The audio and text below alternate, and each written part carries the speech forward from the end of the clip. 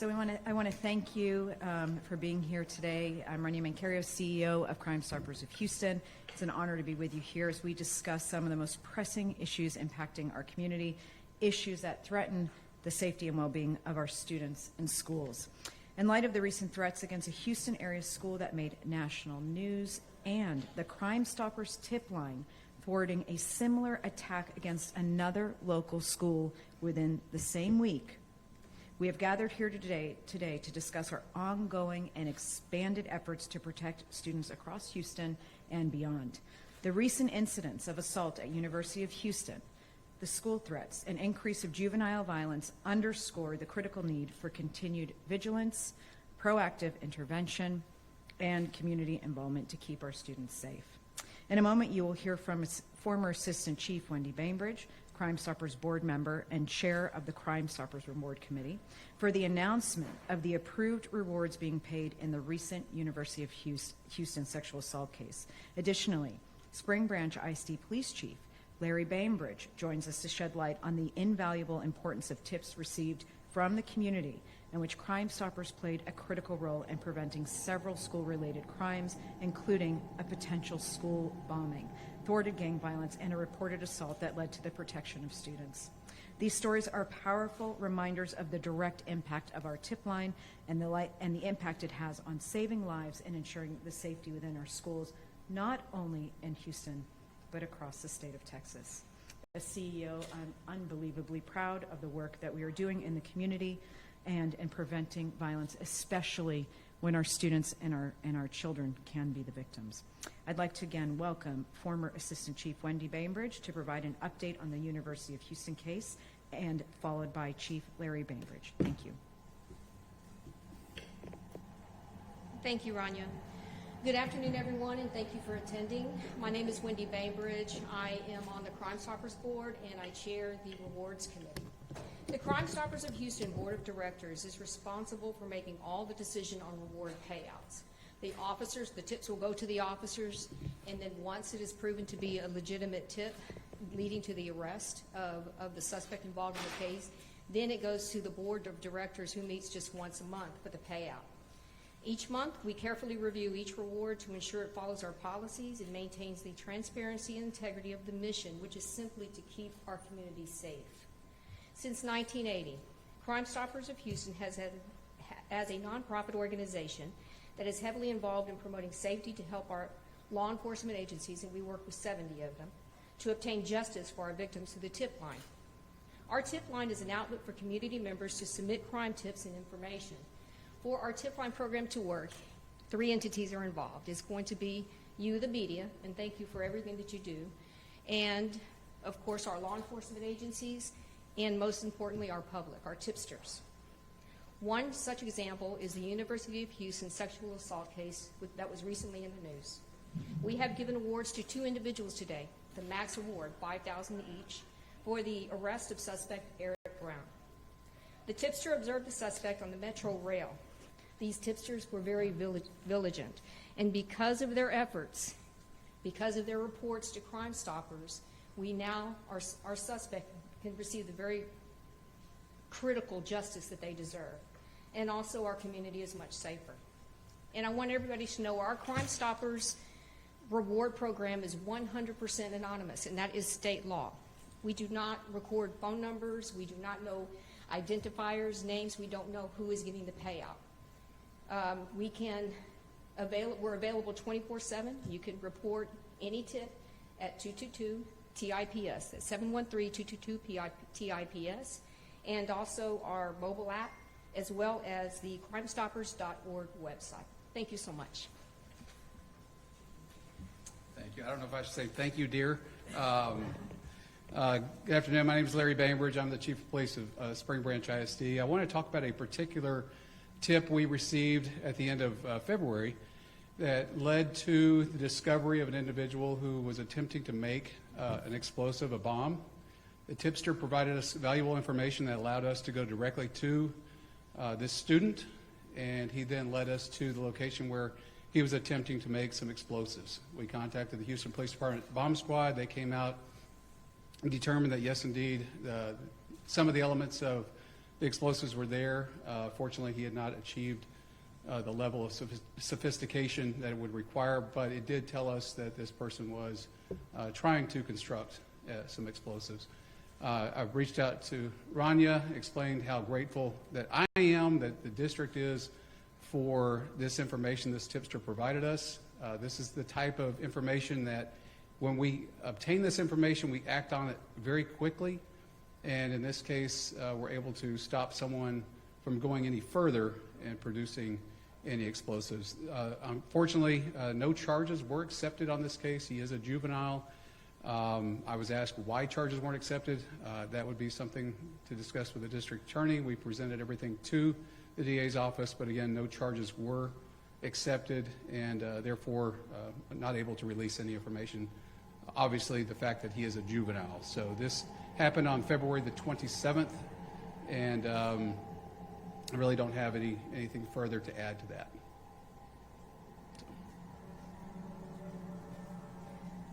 As a parent and as the CEO of this organization, it is very moving to receive a call from the chief saying a tip to Crime Stoppers led to a thwarting of a school of a terroristic threat. But as an organization, we've become increasingly concerned with the state of our youth, with the violence that we see, the rise in violence we see perpetrated amongst our youth, and we are committed this year to doing something about it. So, as many of you know, we've launched our Million for Million campaign starting in January. We're now Q1.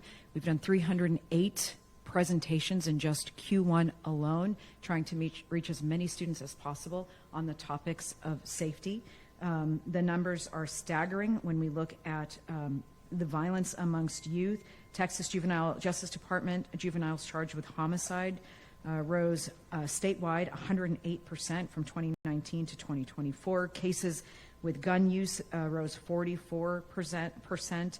In the fall of 2024, we saw a 1,200% increase in detentions from juveniles who made threats of mass violence. As early as March, 85% of juvenile court cases are felonies.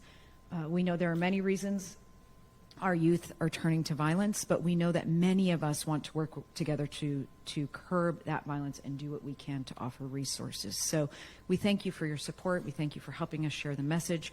I want to thank Wendy Bainbridge, who is the chair of our rewards committee, for diligently working on getting these tipsters paid at the University of Houston case, and Chief Larry Bainbridge for doing all he does for keeping the school body, the entire Spring Branch district safe.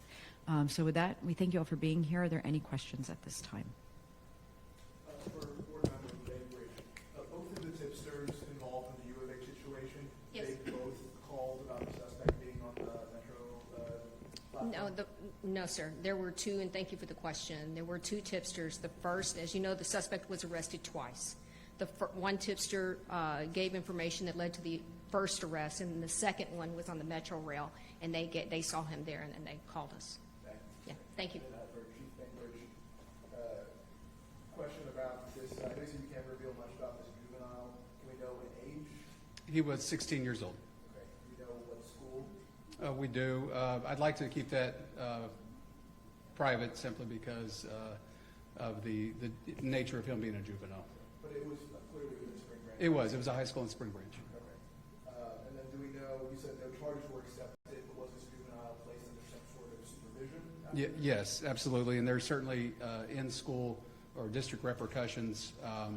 But obviously, we can only do what the district attorney will allow as far as charges and that sort of thing. But administratively, there were repercussions for it. What were the charges? There were no charges. No, but, What were the charges? yeah, what was? Well, if we had accepted, or charges had been accepted, then it could have been a number of things from, building, and I'm paraphrasing here, but building explosives, that sort of thing. There was no threat to anyone's, there was a vague threat, and that was part of the reason why we were told the DA didn't accept charges, because there wasn't an explicit threat. But certainly building explosives, there are laws against that, so it would have been one of those charges. Do you feel like the student should have been charged, knowing that she was going to do something to cause harm to other students, cause harm to Sure. the school? Do you, as a police chief, you feel like the DA's office got this right? I always believe if the elements of the crime are there, that charges should be filed. And in this case, I believe we had those elements of the crime. And so if you look at the penal code and you look at those, again, for making explosives, I believe we met those elements of the crime. And so, again, I can't speak for why charges were not accepted. I can only attest to what we did as law enforcement based on the information the tipster provided. And I do want to reiterate the fact that, this tipster, obviously it's anonymous, and that's the wonderful thing about Crime Stoppers is they can do this completely anonymously, but this is the kind of information that if it's not passed on, could have some very serious repercussions. But because this person did come forward, did provide this information to us, we could stop it in its tracks. And so would they have carried it further? We'll hopefully never know, but I do believe that being able to identify them, have at least those district repercussions, and then if we need to get some type of counseling and so forth, put a stop to it. Of course, bringing the parents into it, letting them know what their child was up to, can make a big impact on any future plans or activities. Chief, is there any updates in regards of the other two students that were involved in terroristic threats in Memorial High School? We don't have no new updates on that. Okay. Yeah. Can you send a message to parents about how they can call authorities and be anonymous, and how that also helps you guys to be ready and respond and avoid tragedies? Right. Yeah. Again, with Crime Stoppers, there is that ability to do things anonymously. I understand people are scared. People don't want to be confronted by the suspect. They're afraid for either their safety or whatever, any number of reasons. But Crime Stoppers allows you to inform law enforcement of potential school threats, in this case, building explosives, and it gives us the opportunity to act on it. Far too many times, you look back on the school shooters and things like that, and there were so many warning signs. And for whatever reason, people didn't come forward. Perhaps they didn't know how, or perhaps they were afraid. But Crime Stoppers, I believe, removes that element of fear so that if you have information, you can come forward without fear of repercussions, and you can hopefully, potentially help save lives. Chief, because we're here talking about hopefully trying to engage students and young people and helping to deter some of these incidents, I wanted to ask you about the sports rivalry. It started out as a football rivalry between Stafford and Memorial, spilled over into other sports, has caused incidents of vandalism. What are your officers doing about that? What's the message to young people about that? Sure. So that was an incident that happened, several weeks ago now, but we are still investigating. I just left a meeting on my way over here to discuss further investigation. We're not done. We're still investigating, trying to identify all those that were involved, and we take it very seriously. This was a serious assault on one of the students. This would be a perfect opportunity where if someone has information, they can call Crime Stoppers and provide us with any information they may have. Perhaps it's names, videos, things like that. We would love to have them, and certainly we're continuing to follow up on that. Just one question for Crime Stoppers. We have a huge migrant community here in Houston, and sometimes they are afraid to report Yes. police departments. So a message to them so they can be part of these and also report crimes or report if they identify a suspect. I'm so thankful for that question. For 42 years, this tip line has operated as a tool for everyone. If Houston's where you live and you see or know of criminal activity, feel free, feel empowered, call Crime Stoppers in English or Spanish, use our mobile app. It's available in over 22 languages. We do not ask about immigration status. We do not ask any questions of a personal nature whatsoever.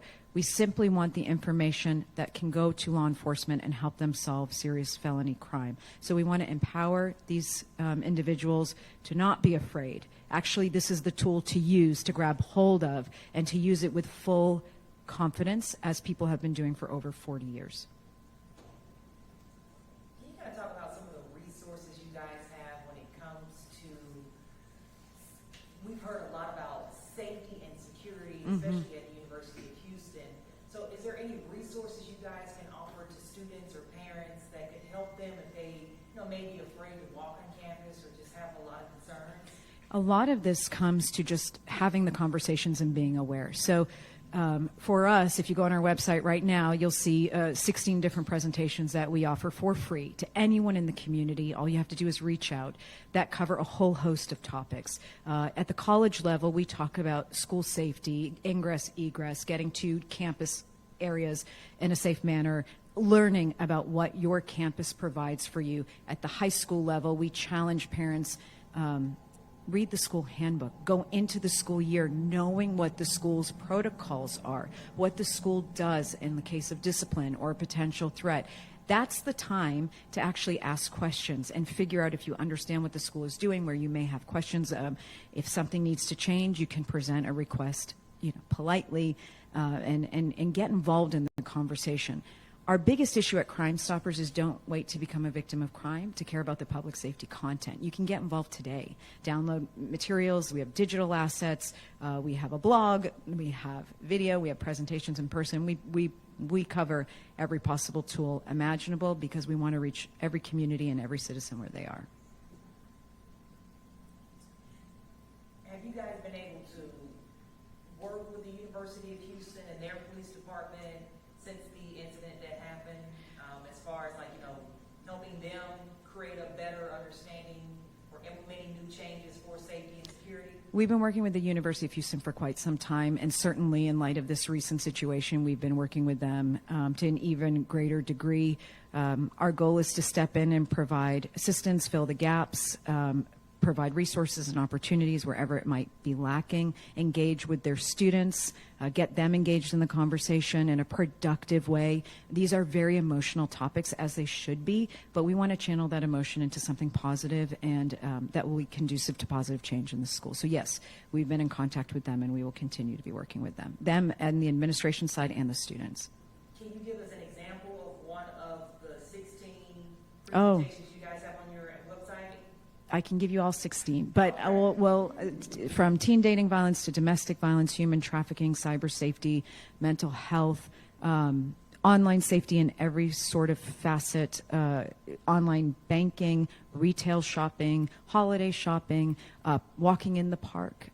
Every possible area of public safety as it touches our lives has a resource for you. Now, I will also announce that information will be coming soon, that Crime Stoppers is about to release its first ever text line, where as a community member, you can simply text this number and ask for information on any number of resources, and it will be texted to you directly. So if you're curious about vaping or sexual assault laws or juvenile laws, animal cruelty, whatever it might be, how to talk to your kids about staying safe online. Whatever the topic is, you can text us at this number and you will be provided with our free resources, the actual materials.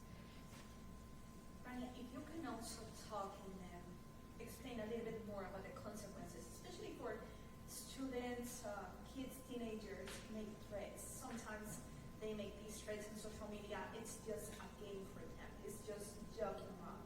But at the end, it has consequences. Yes. If authorities get involved. We've been saying it's not a joke for many years, and it has legal ramifications, and I'm so thankful. We work very closely with Chief Bainbridge. The response time is so quick.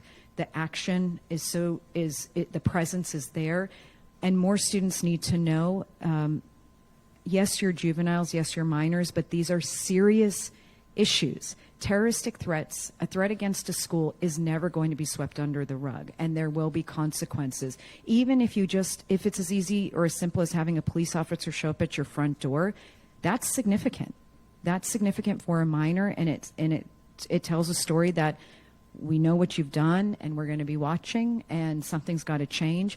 I think of the Memorial High School situation and those 2 teen girls, and I think about them all the time, because now what is the situation? They're sitting facing these potential charges. I know one at least is facing a felony charge, or they would have actually enacted this crime against the school and what? A homicidal, suicidal attempt. I mean, it is unfathomable to me that that's where our kids are, but it is. And we know that kids they have access to weapons. They think making these threats online, they have some sort of immunity, but they don't. they don't. And as more people talk about it, as more students feel empowered, which is what's making me so proud, when Chief Bainbridge calls and says, hey, a tip to Crime Stoppers came in and thwarted this. We don't know who called, but if it was a student, we applaud them, we thank them. And I'll tell you that our chairman of the rewards committee, Wendy Bainbridge, just approved a significant award for that tipster and the case that Chief Bainbridge was talking about. So we are going to do whatever we can to get the message out, to educate students and the community, empower them to speak out, and hopefully guide them to making better life choices, because the consequences are real. Thank you so much. If there's anything else, we're here. Thank you.